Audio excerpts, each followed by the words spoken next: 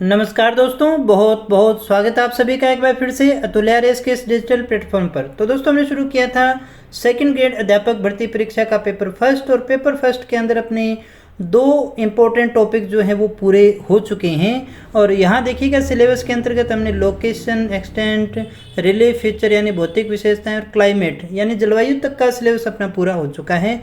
अब अपने एक और अच्छा सा टॉपिक रह जाता है ड्रेनेज, जिसके अंतर्गत अपने अपवाह प्रणाली को पढ़ते हैं दोस्तों। तो इसे भी अपने बड़े अच्छे ढंग से करने वाले हैं और बहुत ही इत्मीनान से करेंगे, एक एक चीज़ को समझने की कोशिश करेंगे। और कोशिश ये रहेगी कि यहाँ से बाहर आपको कुछ और पढ़ने की आवश्यकता न पड़े, बिल्कुल अच्छे से एक एक डायग्राम को देखते हुए हम चीज़ को डिस्कस करने वाले हैं दोस्तों। अगर ये क्लासेज आपके लिए इंपॉर्टेंट साबित हो रही है, कुछ काम आ रही है, तो इसे शेयर ज़रूर करना और अपने दोस्तों के साथ में इस बात को कहना ज़रूर कि यहाँ पर क्लासेज चल रही है और बड़ी अच्छे ढंग से आपको सिलेबस जो है वो पूरा करवाया जा रहा है दोस्तों। अपने पूरा सिलेबस करेंगे, किसी प्रकार की कोई चिंता करने की आपको आवश्यकता नहीं है। आज हम पढ़ेंगे राजस्थान की अपवाह प्रणाली। तो चलिएगा शुरू करते हैं। शुरू करने से पहले वीडियो को लाइक नहीं किया है तो कर दीजिएगा दोस्तों। और दोस्तों, आपके जो कमेंट्स होते हैं, अच्छे कमेंट्स होते हैं, वो ऑक्सीजन का काम करते हैं। तो वो जैसे जैसे मिलती रहेगी तो क्लासेज और भी उत्साह के साथ में पढ़ाने में मज़ा आता है। करवाने वाला तो मैं पूरा ही करवाऊँगा, लेकिन पढ़ाने वाले का उत्साह और बढ़ जाता है उस समय। तो चलिएगा शुरू करते हैं क्लास को। इस क्लास में हम बात करने वाले हैं राजस्थान का अपवाह तंत्र के विषय में, और ये इसका पहला भाग है दोस्तों। और पहले भाग में जो हम डिस्कस करने वाले हैं राजस्थान का अपवाह तंत्र जो है, जिसे अपने 3 भागों में बांट करके देखते हैं दोस्तों। 3 भाग इसके माने जाते हैं। एक तो है अंतः प्रवाह की नदियाँ, दूसरी है अरब सागर की नदियाँ, और तीसरी है बंगाल की खाड़ी की ओर जाने वाली नदियाँ। यहाँ पर थोड़ा सा हम इसको समझ लेते हैं ताकि चीज़ें आपको आगे आसान रहे। ये हमारा प्यारा भारत रह गया। तो इधर जो है हमारा वो है अरब सागर। यहाँ कौन सा रह गया? अरब सागर है।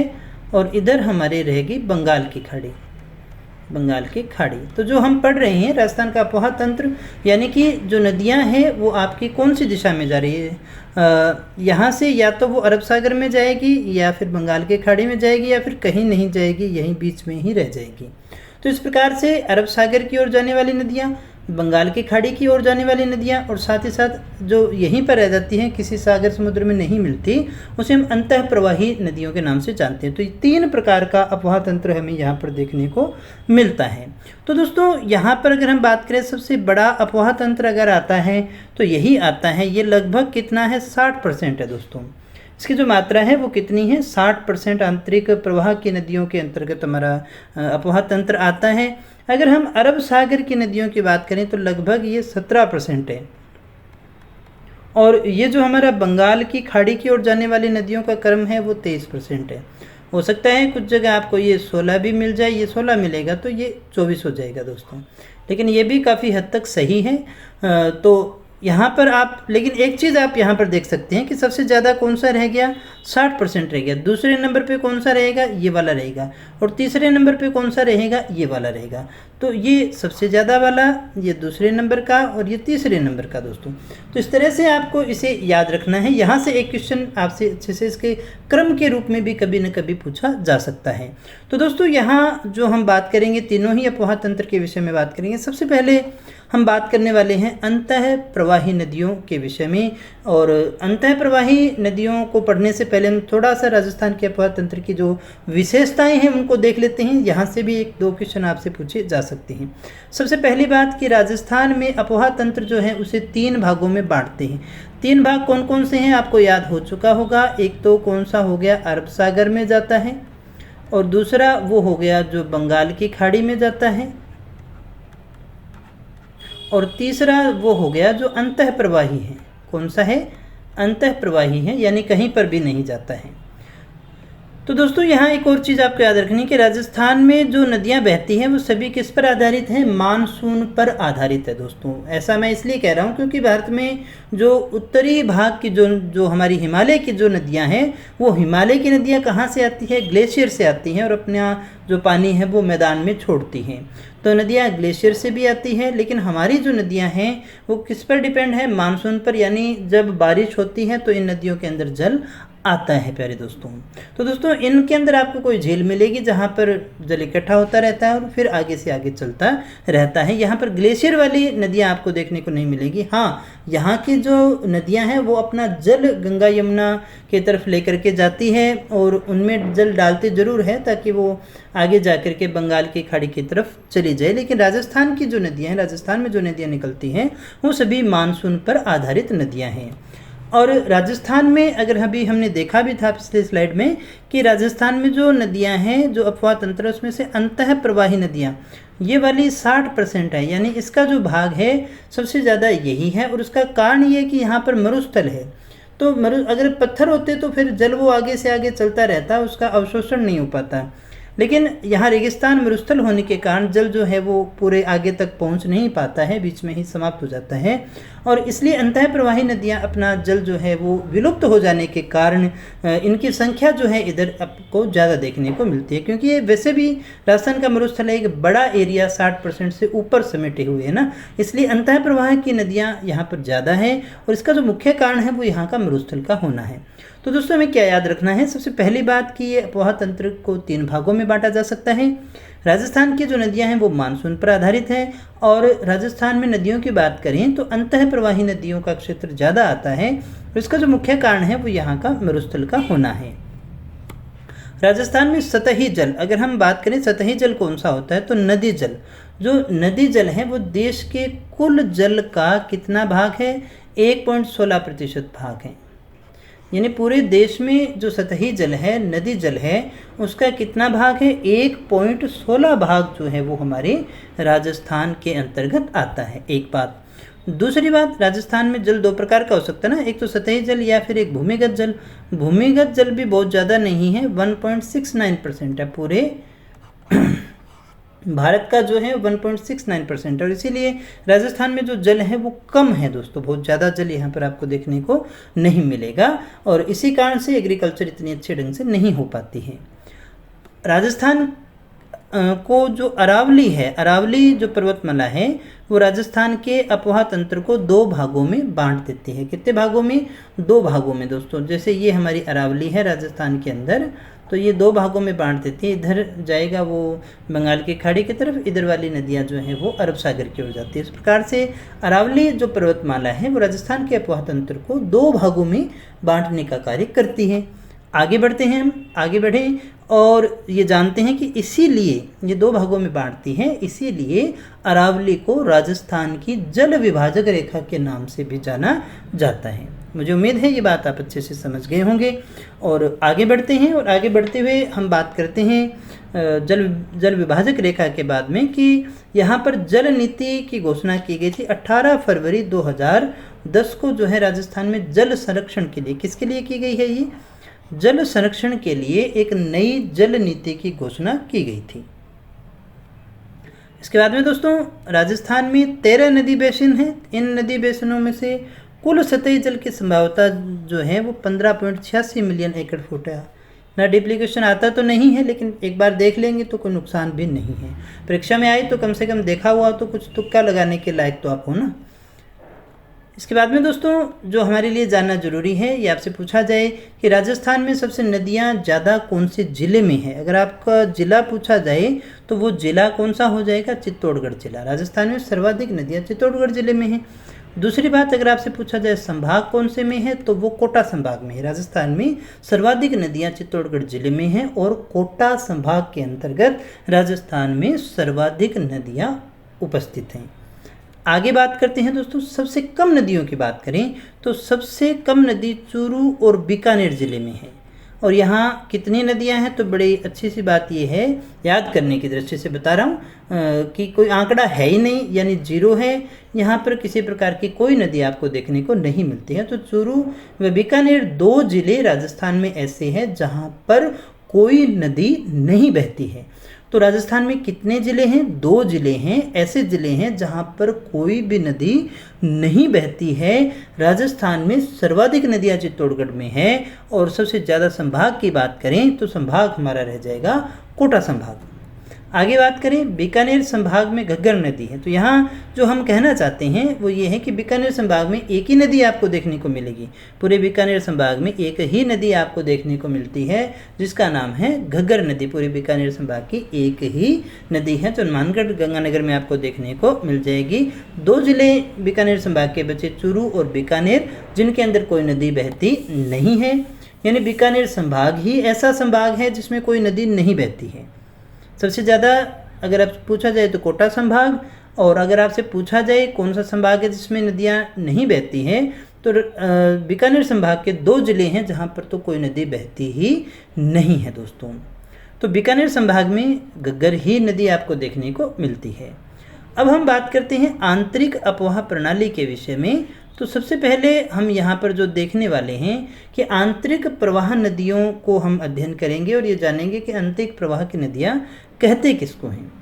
तो दोस्तों, आंतरिक प्रवाह की नदियाँ वे नदियाँ होती हैं जो अपना जल किसी भी सागर या किसी भी महासागर में नहीं डालती। आपने सुना होगा, ताल मिले नदी के जल में, नदी मिले सागर में, सागर मिले कौन से जल में कोई जाने ना, है ना।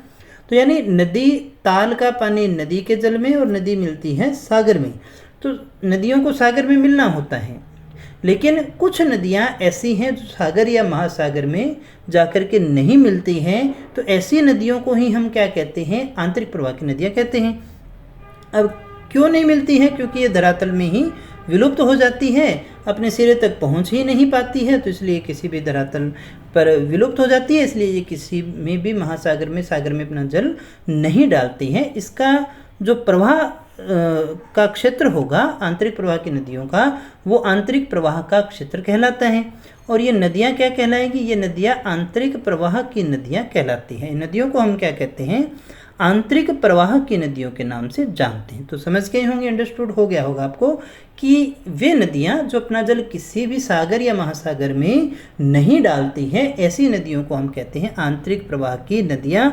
ऐसा क्षेत्र आंतरिक प्रवाह की नदियों का क्षेत्र कहलाता है। और ऐसी नदियाँ जो है आंतरिक प्रवाह की नदियों के नाम से जानी जाती हैं। इनका एक और नाम आता है, ऐसी नदियों को हम रुंडित नदी के नाम से भी जानते हैं। ऐसी नदियों को हम और क्या कह सकते हैं? ऐसी नदियों को हम रुंडित नदी भी कह सकते हैं। संपूर्ण भारत में अगर हम बात करें तो राजस्थान में ही आपको आंतरिक प्रवाह क्षेत्र देखने को मिलेगा। अगर आपसे ज्ञात रूप से पूछा जाए, जहाँ तक मुझे ध्यान है, तो विश्व में भी आपको आंतरिक प्रवाह की नदियाँ यहीं देखने को मिलती हैं, राजस्थान में ही देखने को मिलती हैं। तो भारत में, राजस्थान में आंतरिक प्रवाह है। इसीलिए आपने देखा होगा आजकल आरपीएससी में जो क्वेश्चन अगर नदियों से आते हैं, पहली बात तो बहुत कम आते हैं, अगर आते हैं तो आंतरिक प्रवाह की नदियों से क्वेश्चन आपसे ज़्यादा पूछे जाते हैं, क्योंकि ये बहुत इंपॉर्टेंट हो गया ना। पूरे भारत में राजस्थान ही ऐसा स्टेट है जहाँ पर आंतरिक प्रवाह की नदियाँ बहती हैं, बाकी जगह हमें ये देखने को नहीं मिलती हैं। राजस्थान में आंतरिक प्रवाह की नदियाँ अधिक है क्योंकि यहाँ पर मरुस्थल अधिक विस्तृत है, यानी मरुस्थल का विस्तार अधिक है, इसलिए यहाँ पर अंतः प्रवाह की नदियाँ ज़्यादा हैं। ये हम पीछे पढ़ चुके हैं। तो दोस्तों, कौन कौन सी नदियों को हमें देखना है? तो यहाँ पर देखिएगा, घग्गर नदी है। सबसे पहले हम बात करें घग्गर नदी। घग्गर नदी की अगर हम बात करें तो घग्गर नदी जो है हिमाचल प्रदेश की शिवालिक पहाड़ियों से निकलती है। कहाँ से निकलती है? ये शिवालिक पहाड़ियों से निकलती हैं। फिर ये हनुमानगढ़ में देखिएगा, हनुमानगढ़ में आती है। टिब्बी जो है, हनुमानगढ़ का टिब्बी नामक स्थान है, तहसील के अंतर्गत देखिएगा। तलवाड़ा झील जो गांव है, वहाँ से ये राजस्थान में प्रवेश करती हैं। और तलवाड़ा झील जो है वो राजस्थान की सबसे नीची झील मानी जाती है। जैसे हम बात करें सबसे नीची झील की अगर हम बात करें तो वो हो गई तलवाड़ा झील। कौन सी झील होगी? तलवाड़ा। और सबसे ऊंची झील की अगर हम बात करें तो वो हो गई हमारी नक्की झील। ये आपको पता होगा अच्छे से। तो ये 2 झील हैं हमारे यहाँ पर, सबसे नीची और सबसे ऊंची झील की बात करें तो गांव भी है तलवाड़ा, वहाँ से ये प्रवेश करती है, हनुमानगढ़ और गंगानगर में बहती है। पहली बात तो हनुमानगढ़ के पास ही, बटनेर फोर्ट के पास में ही ये विलीन हो जाती है। और वर्षा आती है तो फिर ये सूरतगढ़ तक पहुँच जाती है। बहुत ज़्यादा बारिश होती है तो ये पाकिस्तान में फोर्ट अब्बास तक चली जाती है। ये इसका अंतिम स्थान आ जाता है दोस्तों। अभी थोड़ा ओवरव्यू ले लेते हैं अपने, फिर इसको एक एक चीज़ को भी हम बड़े अच्छे से डिस्कस करने वाले हैं दोस्तों। इसे राजस्थान का शोक, लेटी हुई नदी, मृत नदी। मृत नदी इसलिए कहते हैं क्योंकि ये दोनों में जाकर के विलीन हो जाती हैं। इसमें यही सबसे बड़ी नदी है। अगर आपसे पूछा जाए आंतरिक प्रवाह की सबसे बड़ी नदी कौन सी है, तो सबसे बड़ी नदी भी यही नदी है। कौन सी नदी? घग्गर नदी ही राजस्थान की सबसे बड़ी नदी मानी जाएगी।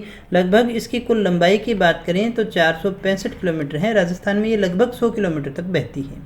इसके बाद में देखिएगा एक और नदी यहाँ पर आप देख पा रही हैं, ये वाली नदी है साबी नदी।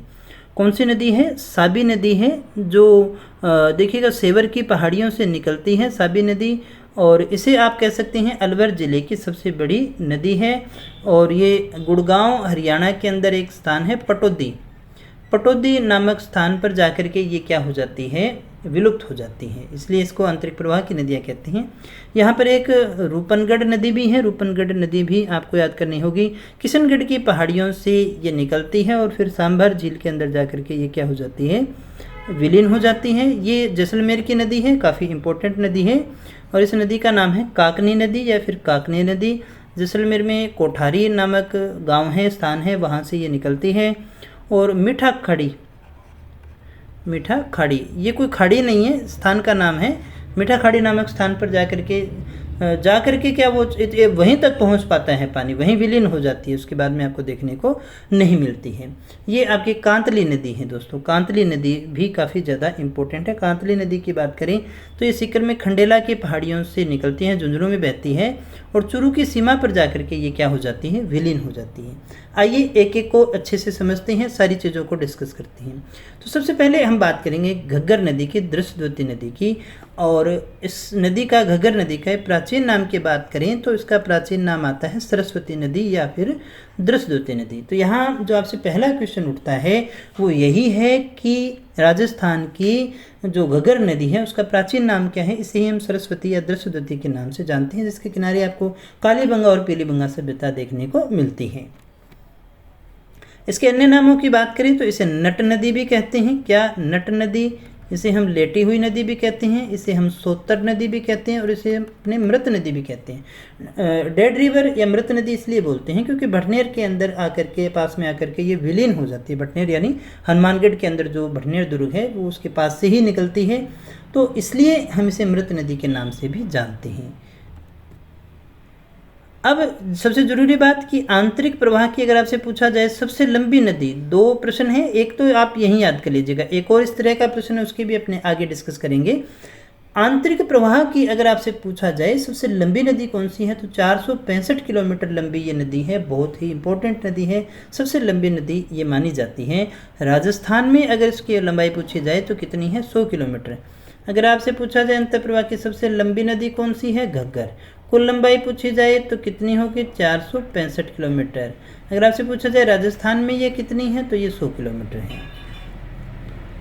राजस्थान में एकमात्र नदी जो उत्तर दिशा से प्रवेश करती है, या हम इसे यूँ कह सकते हैं कि हिमालय से राजस्थान में प्रवेश करने वाली एकमात्र नदी है। बाकी तो नदियाँ हिमालय की तरफ जा ही रही है ना, तो एक ही नदी है राजस्थान की, एकमात्र नदी ऐसी है जो उत्तर दिशा से प्रवेश करती है। नंबर एक बात। दूसरी बात, हिमालय से राजस्थान में प्रवेश करने वाली नदी भी कौन सी है? वही, क्योंकि शिवालिक की पहाड़ियों से कालका का जो मंदिर है उसके पास से ही निकलती है ये, तो शिवालिक की पहाड़ियों से निकल करके राजस्थान में प्रवेश करने वाली ये एकमात्र नदी है जो उत्तर दिशा से प्रवेश करती है।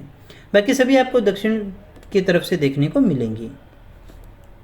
इसे राजस्थान का शोक भी कहा जाता है, इसे हम राजस्थान का शोक भी कहते हैं दोस्तों। और हम इसे राजस्थान का शोक क्यों कहते हैं? इसलिए कहते हैं क्योंकि इसका जो पेटा है यानी जो हनुमानगढ़ है, हनुमानगढ़ इसके किनारे है, तो बाढ़ जब आती है, नदी के अंदर ज़्यादा पानी आ जाए तो जंक्शन का जो क्षेत्र है वो डूब जाता है, हनुमानगढ़ जंक्शन का जो क्षेत्र है वो डूब जाता है, इसलिए राजस्थान के शोक के नाम से भी इस नदी को जाना जाता है। अगर प्राचीन सभ्यता की बात करें तो कालीबंगा और पीलीबंगा सभ्यता जो है, स्थान है जो इसी के किनारे आपको देखने को मिलेंगे। घग्गर नदी के पेटे से नीचे स्थान कौन सा है? तो घग्गर नदी के पेटे से नीचे जो स्थान है वो है आपका हनुमानगढ़ जंक्शन। घग्गर नदी के पेटे से नीचे स्थान कौन सा है? हनुमानगढ़ है। एक बालोतरा भी है, आपको वो भी देखने को मिलेगा, वहाँ से भी आपसे प्रश्न आता है। तो घग्गर नदी के पेटे से नीचे स्थान कौन सा है? हनुमानगढ़ जंक्शन। क्वेश्चन बनता है और बहुत बार ये परीक्षा में पूछा गया है। इसका उद्गम कहाँ से होता है? तो शिवालिक की पहाड़ियों से होता है। हिमाचल प्रदेश में शिवालिक की पहाड़ियों से होता है। कालका के मंदिर के पास से ये निकल करके पंजाब में बहती है, हरियाणा में बहती है, और राजस्थान में हनुमानगढ़ की टिब्बी तहसील के तलवाड़ा झील गांव से ये प्रवेश करती है। अभी हमने इसके बारे में डिस्कस भी किया था। और घग्गर नदी हनुमानगढ़ में ही तलवाड़ा से आगे बहते हुए बटनेर के मैदान के अंदर विलुप्त हो जाती है। इसीलिए हमने कहा था इसे अपने और क्या कहते हैं? मृत नदी के नाम से जानते हैं। अगर बहुत ज़्यादा वर्षा हो जाए तो ये सूरतगढ़ या अनूपगढ़ तक पहुंच जाएगी, वहां जाकर के विलुप्त हो जाएगी। और ज़्यादा बारिश हो गई, इससे भी ज़्यादा, तो पाकिस्तान में एंट्री मार जाती है और पाकिस्तान में बहावलपुर के अंदर से ये प्रवेश करती है। लेकिन फिर भी हम कहें अंतिम क्षेत्र पाकिस्तान में फोर्ट अब्बास है, उससे आगे अभी तक इसको जाते हुए देखा नहीं गया है। किसी समय में गई होगी तभी इसका नाम ये दे रखा है। तो फोर्ट अब्बास तक ये चली जाती है अगर कभी बारिश बहुत ज़्यादा आए तो, अन्यथा हनुमानगढ़ से आगे नहीं जाएगी, और ज़्यादा हुई तो सूरतगढ़ तक, बस यहीं तक ये समाप्त हो जाती है। दोस्तों, पाकिस्तान में जब जाएगी तो इसका नाम हो जाएगा हकरा या फिर हाकरा। तो बहुत बार बड़े अच्छे अच्छे प्रश्न यहाँ से पूछे जाते हैं। हकरा या हाकरा किसका नाम है? तो घग्गर नदी का ही पाकिस्तान में चली जाती है, तो वहाँ पर नाम इसका हकरा या फिर हाकरा हो जाता है। गंगानगर और हनुमानगढ़ में घग्गर नदी के प्रवाह के क्षेत्र को हम क्या कहते हैं? नाली या पाट कहते हैं। बहुत इंपॉर्टेंट क्वेश्चन है, बहुत बार परीक्षा में पूछा गया है। नाली या पाट किसे कहते हैं? तो गंगानगर और हनुमानगढ़ यानी सूरतगढ़ वाला जो एरिया रह गया और हनुमानगढ़ का जो एरिया रह गया, वहाँ पर घग्गर नदी का जो प्रवाह जहाँ तक उसका पानी चला जाता है उसे हम नाली या पाट के नाम से जानते हैं। जैसे ज़मीन भी होगी ना तो हम उसे नाली की ज़मीन बोलते हैं। हिमालय से राजस्थान में प्रवेश करने वाली एकमात्र नदी, ये अपने क्वेश्चन अच्छा क्वेश्चन था, हम इसकी डिस्कस कर चुके हैं। और यहाँ पर एक और शब्द आपको देखने का मिलेगा, काठी या फिर बग्गी। घग्गर ये टिब्बी के आसपास का जो क्षेत्र है ना, वहाँ पर इसका ये नाम आता है। घग्गर बेसिन में पाई जाने वाली चिकनी एवं उपजाऊ मिट्टी जिसमें चावल, कपास व गेहूं का उत्पादन होता है, और खूब उत्पादन यहाँ पर होता है। दोस्तों, तो ये आप देख सकते हैं घग्गर नदी का जो उद्गम होता है, कलर चेंज कर लेते हैं ताकि थोड़ा सा समझने में आसानी रहे। तो दोस्तों, ये इसका क्या रह गया? उद्गम क्षेत्र रह गया। इसका उद्गम कहाँ से होता है? इसका उद्गम जो होता है वो हिमाचल प्रदेश में शिवालिक पहाड़ियों से होता है। कहाँ से होता है प्यारे दोस्तों? शिवालिक की पहाड़ियों से इसका उद्गम होता है। और ये राजस्थान में जो है वो टिब्बी से प्रवेश करती है। टिब्बी जो है वहाँ पे तलवाड़ा झील से आपको देखने को मिलेगी, और बटनेर के पास से होकर के गुजरती है। बटनेर के आसपास का जो क्षेत्र है वो नाली के नाम से जाना जाता है, सूरतगढ़, और यहाँ पर जो इसे कहा जाता है वो नाली या फिर पाट के नाम से जाना जाता है। और बारिश आएगी यहाँ, पहली बात तो यहीं ब्रेक लग जाएगा, और बारिश आएगी तो यहाँ तक चली जाएगी, और बारिश आएगी तो फिर ये चली और पाकिस्तान तक पहुँच गई। पाकिस्तान में इसे हकरा या फिर हकरा या फिर हाकरा के नाम से भी जानते हैं। और अंतिम जो स्थल है वो इसका कौन सा आएगा? फोर्ट अब्बास के नाम से जानी जाएगी। ये आंतरिक प्रवाह की सबसे लंबी नदी है, और ये एक बहुत अच्छा प्रश्न भी है। इसकी कुल लंबाई 465 है, राजस्थान में 100 लगभग होती है ये दोस्तों। इसे राजस्थान का शोक भी कहते हैं। तो इतनी बातें थी जो हमें घग्गर नदी के अंदर याद रखनी है। आई होप सारी बातें आप अच्छे से समझ पा रहे होंगे। आगे बढ़ते हैं, और आगे बढ़ते हुए अगली नदी के विषय में बात करें तो जो अगली हमारी नदी है वो है काकने या फिर कांकणी नदी। स्थानीय भाषा में इसे मसूरदी नदी के नाम से भी जाना जाता है। अगर आपसे पूछा जाए काकने नदी या जो कांकणी नदी है इसका दूसरा नाम क्या है, तो इसका जो दूसरा नाम आता है वो है मसूरदी नदी। मसूरदी नदी काकनी या कांकणी नदी को ही कहा जाता है। आंतरिक प्रवाह की अगर सबसे छोटी नदी की बात करें, सबसे लंबी हमारी घग्गर है। यहाँ छोटी बड़ी लंबी से संबंधित 3 प्रश्न बनते हैं, तीनों की डिस्कस अपने करेंगे। 1 नंबर क्वेश्चन अपने डिस्कस कर चुके हैं, सबसे लंबी नदी। ये हमारा दूसरा क्वेश्चन है इस तरह का। तो आंतरिक प्रवाह की सबसे छोटी नदी कौन सी है? यही है। और कितनी छोटी है? मात्र 17 किलोमीटर है। कितने किलोमीटर है? 17 किलोमीटर ही लंबी है। ये मैक्सिमम ही अपने देख पा रहे हैं इसको। और इस स्थानीय भाषा में मसूरदी भी अपने कहते हैं। जैसलमेर के कोठारी गांव से ये निकलती है, और आप ये मानिएगा ये जैसलमेर में ही बहती है। ये कहाँ की नदी है? ये केवल आपको जैसलमेर के अंतर्गत ही देखने को मिलती है।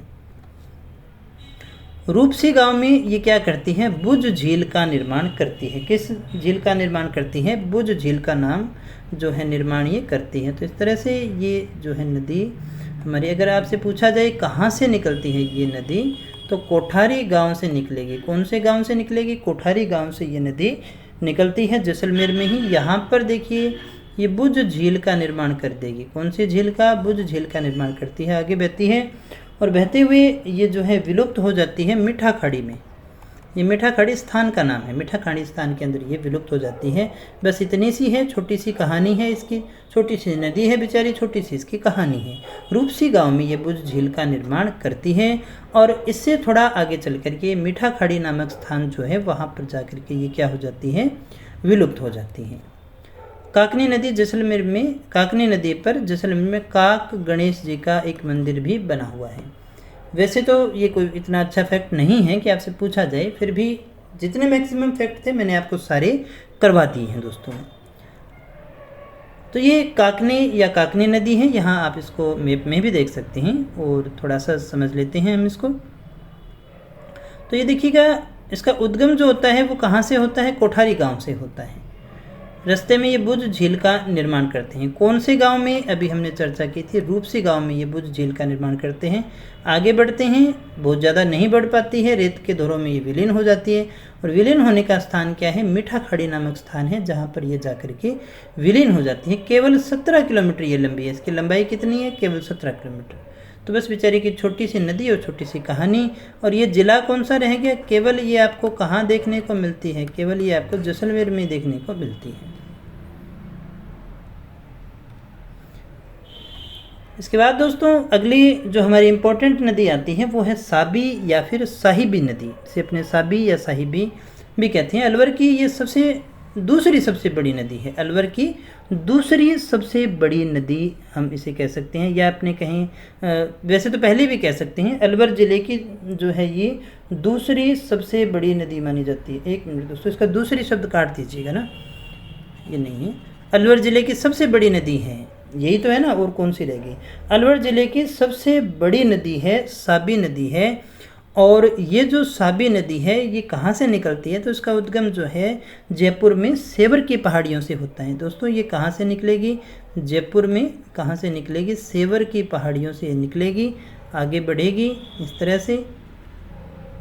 और आगे बढ़ती हुई एक तो कहाँ से निकली ये, अलवर से जयपुर से निकलेगी और अलवर तक बहेगी और अलवर के बहने के बाद में ये हरियाणा में चली जाएगी और हरियाणा में जाकर के ये क्या हो जाती है, विलीन हो जाती है। पटौदी जो गांव है हरियाणा का, पटौदी जो गांव है वहाँ पर जाकर के ये क्या हो जाएगी, विलीन हो जाएगी। आइए देख लेते हैं आगे क्या कहा जा रहा है।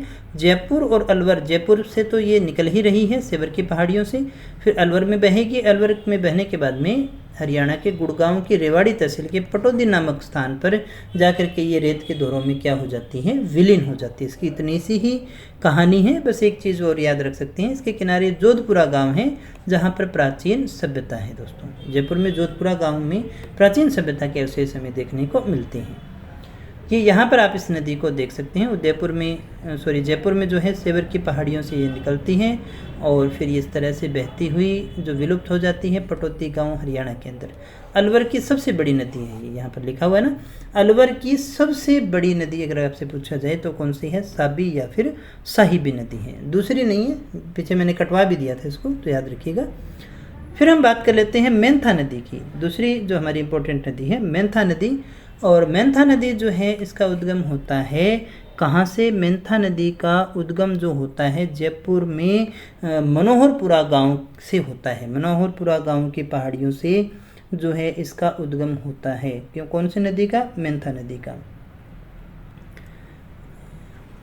कहाँ से हुआ देखिएगा, मनोहर की पहाड़ियाँ हैं,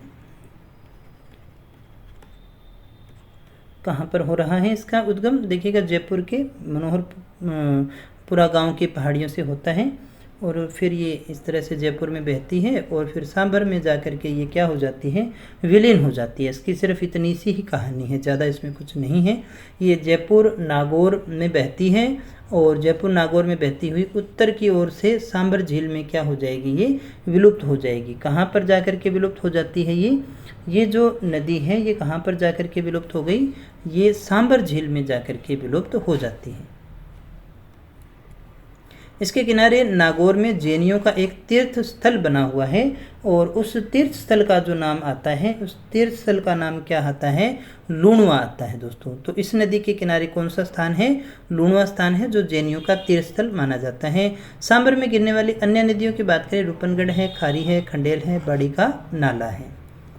ये आप देख सकते हैं। इस नदी को उद्गम जो होता है वो मनोहरपुरा की पहाड़ियों से होता है और फिर ये आगे जाकर के इस तरह से बहती हुई सांभर झील के अंदर क्या हो जाती है, विलुप्त हो जाती है। इतनी ही कहानी है इसकी और कुछ ज़्यादा इसमें नहीं आता।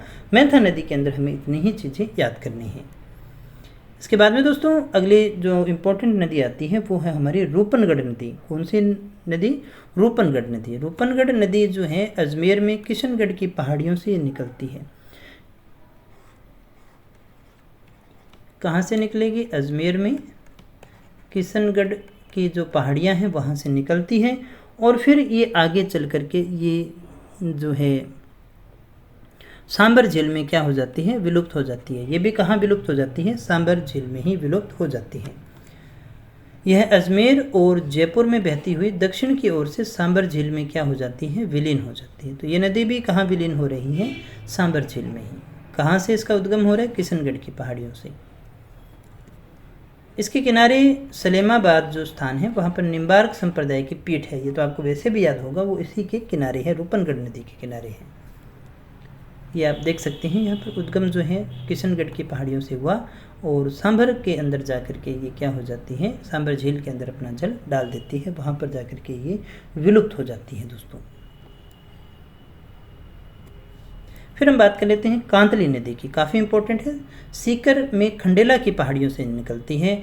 सीकर और झुंझुनू में बहती हुई चूरू की सीमा पर जाकर के ये विलुप्त हो जाती है। अभी मैंने इसकी चर्चा भी की थी। इसे मौसमी नदी या कांटली नदी भी कहते हैं। तो देखिएगा क्या क्या याद करना है। इसका जो स्थान है वो बहुत बार पूछा जाता है, तो यहाँ से ये क्वेश्चन बनता है हमारा अच्छा सा।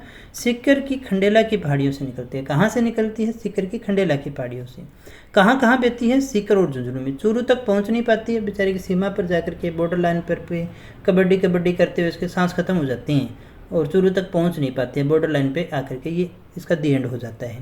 तो इसे मौसमी नदी या फिर हम इसे कांटली नदी के नाम से भी जानते हैं। इसे ताम्रयुगीन सभ्यता की जननी कहते हैं। ये बहुत इंपॉर्टेंट क्वेश्चन है। ताम्रयुगीन सभ्यता की जननी यहाँ पर फली फूली, इसलिए हम इसे जो है ताम्रयुगीन सभ्यता की जननी के नाम से जानते हैं। तो ये काफ़ी इंपॉर्टेंट है, ये चीज़ भी हमें अच्छे से याद रखनी होगी।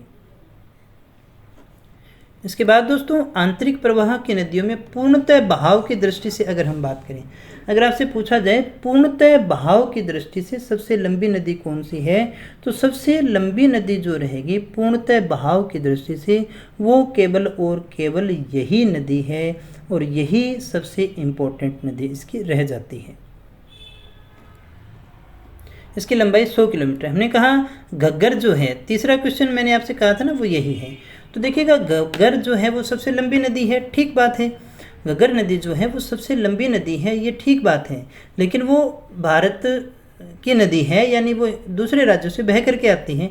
राजस्थान में अगर हम अपनी बात करें सबसे पूर्णतः बहाव की दृष्टि से सबसे लंबी नदी, तो फिर वो कांतली ही कहलाएगी। ये अपना तीसरा क्वेश्चन है। सबसे लंबी नदी कौन सी थी, सबसे छोटी नदी कौन सी थी, और सबसे राजस्थान में सबसे जो है लंबी नदी, तीनों विषयों की अपनी बात कर चुकी हैं। यह झुंझुनू को 2 भागों में बांटने का काम करती है। तो यहाँ आप जो एक चीज़ और याद रखेंगे, इसका जो प्रवाह क्षेत्र है, इसके अपवाह क्षेत्र को हम क्या कहते हैं, इसके अपवाह क्षेत्र को हम तोराबाटी के नाम से जानते हैं। इसके अपवाह क्षेत्र को हम क्या कहते हैं, तोराबाटी। इसका अपवाह क्षेत्र जो है वो किस नाम से जाना जाता है, तोराबाटी के नाम से जाना जाता है।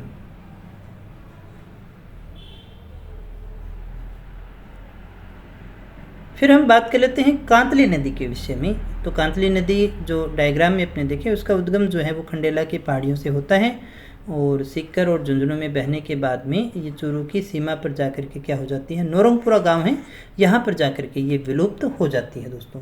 इसका जो क्षेत्र है वो तोरावटी क्षेत्र कहलाता है। राजस्थान में पूर्णतः बहाव की दृष्टि से ये सबसे लंबी नदी है और ये जो नदी है ये लगभग 100 किलोमीटर लंबी नदी है। झुंझुनू को ये 2 भागों में बांटने का कार्य करती है दोस्तों। झुंझुनू को कितने भागों में बांटती है, ये 2 भागों में बांटती है। आप देख पा रहे होंगे, एक इधर हो गया, एक इधर हो गया। तो दोस्तों ये थी हमारी अंतः प्रवाह की कुछ नदियाँ। लगभग सारी इंपॉर्टेंट नदियों के विषय में अपनी बात कर ली है। अगर कोई रह जाएगी तो अपने नेक्स्ट क्लास में देख लेंगे, लेकिन शायद कोई नहीं बची है। अगर बची भी है तो अपने नेक्स्ट क्लास में देखेंगे। उसके बाद में जो अपने अरब सागर और जो बंगाल की खाड़ी की नदियां हैं उनको डिस्कस करेंगे। दोस्तों मेरे एंड्रॉयड एप्लीकेशन को डाउनलोड कर लीजिएगा, यहीं से आपको PDF और जो टेस्ट सीरीज़ है वो आपको उपलब्ध करवाए जा रहे हैं। तो दोस्तों आज के लिए इतना ही, मिलते हैं नेक्स्ट क्लास में कुछ और नए तथ्यों के साथ, कुछ और नई जानकारी के साथ। तब तक यूँ ही बने रहे हमारे साथ। Thank you very much.